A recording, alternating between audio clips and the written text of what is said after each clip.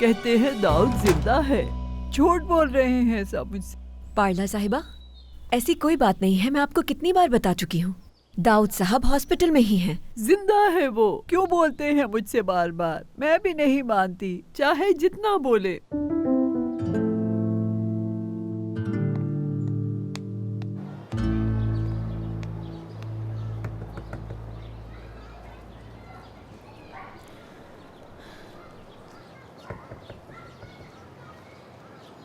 शुक्र है जो दरवाजा खोल लिया। ऐसे क्यों कर रहे हो? क्या अंदर आने नहीं दोगे मुझे? किस हक से पूछ रही हो अनम? बताओ जरा। ये सब क्या कह रहे हो यार? हाथ हटाओ, मुझे अंदर आने दो। वो फाइल ले आए क्या? अनम, क्या कुछ और नहीं जो तुम्हें पूछना चाहिए? जैसे कि क्या? जैसे कि मैं बताता हूँ कि जब तुम मुझे वहाँ पे अकेला छोड़कर भाग गई तो मैं वहाँ से कैसे निकला। यासिर, मुझे लगा तुम हमेशा की तरह कोई रास्ता निकाल लोगे।